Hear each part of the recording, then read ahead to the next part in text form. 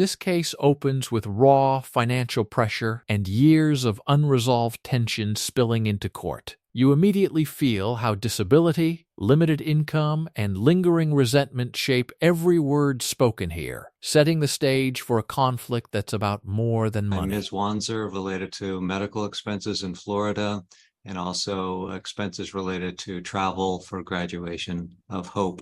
State your reasons why you think contempt is appropriate. Sure, Your Honor. Just that they moved to Florida, and that John had made some pretty big promises to Hope to get her to move to Florida with him. She did not really want to go. He is, assured the Ann Height that, he would pay for her round trips to come home for vacations, which did not happen, and was found in contempt for March when she came home because he did not pay. And moving forward, going to graduation, I had asked that, Hope, pick us up, but she had a broken car. And so I said, well, can you have your dad? Funds are related to medical expenses in Florida and also expenses related to travel for graduation of Hope. I have the money to rent cars. He made it nothing but harder for me to come. I'm on a very limited income. I'm on permanent disability. And he had stated that he would help me any way possible in accommodating me to come to Florida if I come to see her round trip. So that was that one. And I only put in for 50% of what I paid. I just thought that was fair. And also, could I ask you a question on that, Ms. Wanzer? Sure. Related to your travel expenses to Florida, is there a court order that requires Mr. Miranda to pay for a rental car for travel expenses? No, it was just stated that it was kind of a open statement there that he would just help me with accommodations when I came, if I were to come round trip. Okay. All right. Thanks. And then why don't you tell me about the medical expenses? The medical expenses, she's on his insurance, and she got very sick a week before graduation and had to go to the ER. Also, she had, told her dad that she was sick, and he was just like, whatever. And she had called me all day the day that she went, and she just, Mom, I just don't feel well. She got really sick, and then I said, well, make a doctor's appointment for tomorrow. By the end of the evening, she couldn't bear it, and I said, well, go to the ER. And so she tried to go to urgent care, and eventually she couldn't. She went to the ER and had to have a procedure. She was very sick and had to have medications for afterwards. Anyways, so this is, like I said, a week before graduation. And then she did ultimately get better. And, she, then John handed her, so anyways, I just kind of feel like she was still in school, that he should be taking care of her. So thank you, Ms. Wanzer. Hope turned 18 on April 4th. Yes. And the hospitalization was middle of May, I believe, the 15th? Middle of May. And she was still in high school, yes. Okay. And then the temporary child support order, I saw that the child support order related to uninsured medical expenses was dated December 14th of 2012. So that's the document that I'm looking at. Is that the same document you're looking at that relates to uninsured medical expenses? I'm unaware about any, yeah, I think so, but there was the child support was completely stricken. I don't see that order of 2012 was ever stricken, so it's still in effect. All I know is that there was never any child support. John had waived it. We had decided together that we had waived it. Also, and is there an order that says that child support was waived? No, we did it privately. Okay. All right. With support enforcement. Okay. All right. And then let me ask you, looking at that temporary child support order from December of 2012, it says that there's a division of responsibility that Ms. Wanzer would pay 31% and Mr. Miranda would pay 69%, and that order did not necessarily contemplate continuing obligations past the age 18, except for post-secondary education, where it specifically said that provision was reserved for the future. So if my understanding, and assuming that order is still in effect, there's not an explicit provision that says that past age 18, the uninsured medical expense is obligatory on both parties. What's your response to that? Can you help me understand your? Well, my response to that is that she was still in primary, she was still in high school. So if you're going to extend it through secondary school, wouldn't it? I mean, doesn't that apply through high school? Well, the one specific thing that said that was reserved for future ruling would be post-secondary support, post-secondary schooling. So that was reserved. So there's no explicit mention of it at that time. So the other question is the billing statement that you submitted that lists, the insurance coverage and the amount owing says the responsible party is Hope Miranda. The story shifts from emotion to legality, and that's always dangerous. Promises that once sounded reassuring suddenly collapse when the judge asks the one question that matters most: where is the court order to back it up? What's your comment on that? Because she, of course, was the patient, so they sent it to her. Okay.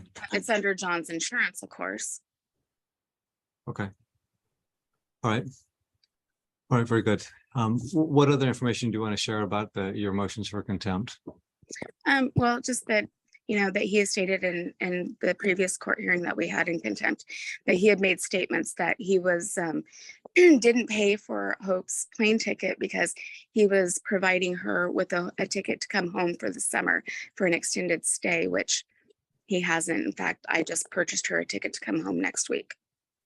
Is that part of your motion for contempt? I didn't see that. No, I'm just saying it shows to character of just how I can't count on his word even in paper. Okay. All right. Thank you, Ms. Wanzer. Mr. Randall, what's your perspective on the two issues? Or I guess the one issue on the medical expenses, because I think the travel graduation expenses, there's no order that requires that. So I'm denying that motion for the contempt of that portion. So the focus is on the medical expenses at this point. Yes, sir.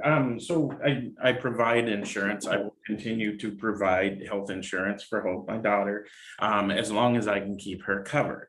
But I had told her previously to schedule a doctor's appointment when she had first told me that she was having some pains. I was not like, whatever. I told her to go see our family doctor and schedule an appointment.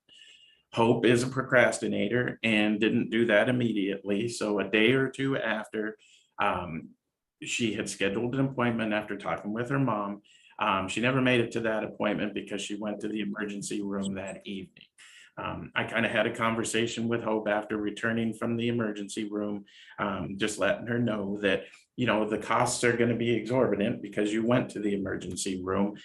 Everything is, it seems like almost double. And I said, if you'd have gone to the doctor's appointment, something may have been able to be done at the doctor's, which would have been relatively cheaper, and the insurance would have covered a good majority of it. Granted, the insurance covered almost more than 90% of the emergency room, so that was great. I didn't think that it was out of question to help my daughter understand that the process of going to the emergency room, that a bill comes along with that. I asked her to contact the hospital, let them know the situation that she is in, that she just turned 18. She's still, just about to graduate from high school, in the hopes that maybe they would either waive this or move it to, to a minimal payback. That was my ultimate hope for it, Your Honor. And in asking Hope to take charge of that, it was, she would like to be treated as an adult. And, with the treatment of, asking to be treated like an adult comes this responsibility. So I asked her to take care of it. Next thing I know, I'm being served with papers as far as the contempt hearing here. Okay, thank you. Let me ask you, if I may. So the temporary child support order of December 2012 indicates that there's a division of responsibility for uninsured medical expenses, a 31-69 split. My question, I guess, is that as the person providing the insurance to the insured, Hope, if there's a remaining balance, the obliger or the party responsible for that is the policyholder, is it not? I would say that ultimately, yes, they would come after me if Hope didn't pay it. Yes. Right, yeah, if Hope decides not to pay it, then they're gonna come after you for payment. That is correct. So, and this just happened in May, and now we're just barely into August. Okay. Okay. All right, that's helpful. Let me just look at one item here. Your Honor, when you have a second, I have one more question for you. I'm ready. Go ahead. I was just wondering, now that Hope is 18, has graduated high school, and she is working. When is she actually considered an adult, and where does our parenting agreement kind of end when she is considered an adult? So there's a parenting plan that was issued on September 30th of 2022. And then when a person turns 18, the parenting plan is done, because she's a person of age of majority at this point. So she's no longer a minor. Thank you, sir. All right, Ms. Wanzer, do you have any just brief response? The medical emergency completely changes the stakes here.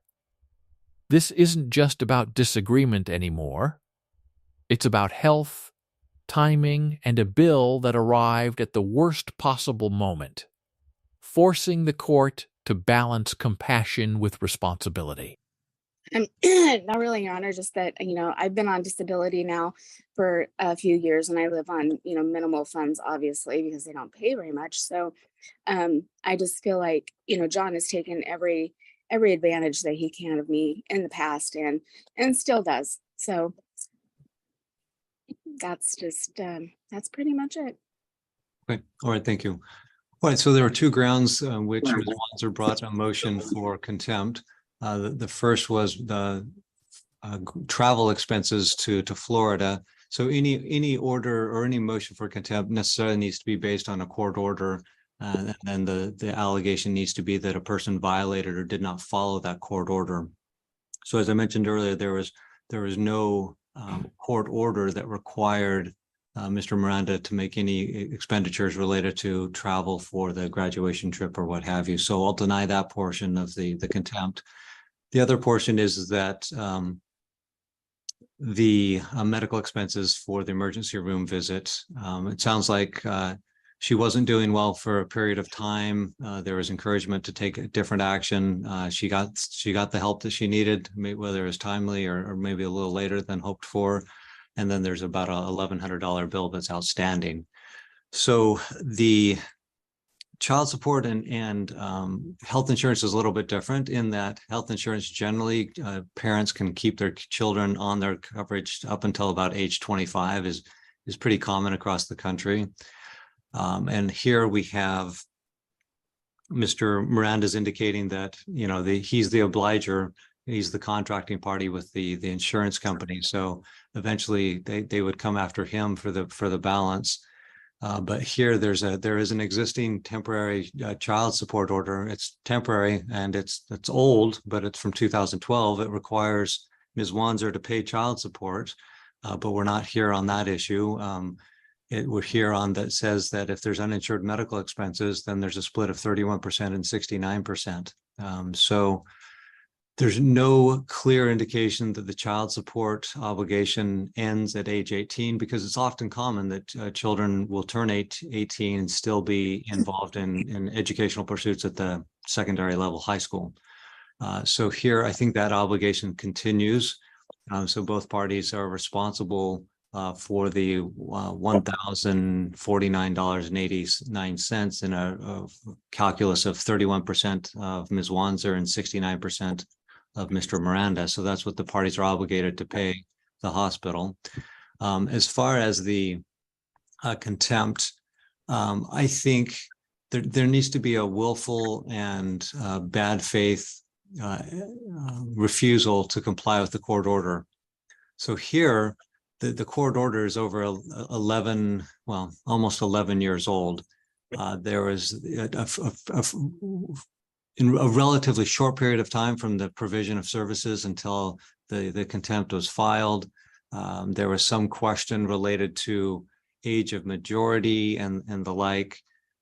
So I'm going to deny the contempt, but just make clear that the parties are responsible in that percentage division for payment to the hospital for the services rendered to Hope. So I'm denying both motions for contempt. However, both parties kind of have a clear idea of what the responsibility is under the child support order from 2012, that 31% to Ms. Wanzer and 69% to Mr. Miranda. Do the parties have any questions, Ms. Wanzer or Mr. Miranda? No, sir. Yeah, Your Honor, actually I do. How am I, I live on $1,000 a month. So paying $300, what am I looking at there? So that would be something that you could check with the hospital and work out payment arrangements through them. I know a lot of hospitals have charitable causes, and they have some flexibility in their payment plans, and they work with people. When people don't reach out to them, that's when they get concerned, I think I've seen in the past, but that would be your responsibility to work out something with the hospital. Your Honor, if I may, just to bring it up, is Hope gets a stipend of Social Security benefits.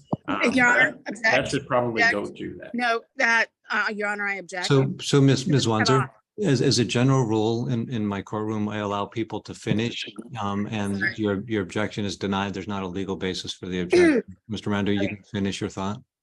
Yeah, so basically what I was saying is Hope gets a stipend from the Social Security that she gets along with food stamps that are provided. I watched this child, since she has been getting it, because I have nothing to do with it, waste this money.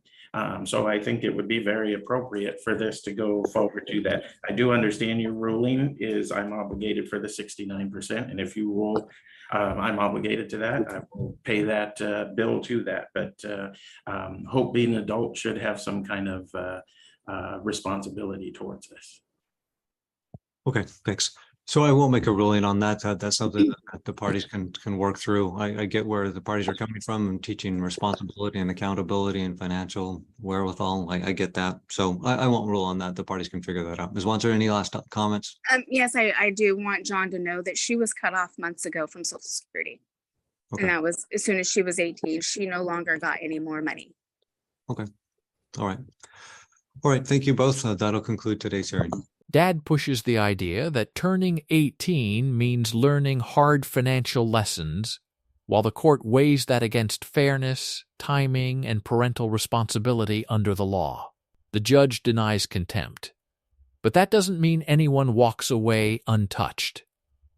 The bills remain, the percentages are clear, and both sides leave with reality instead of victory. Do you agree with this ruling?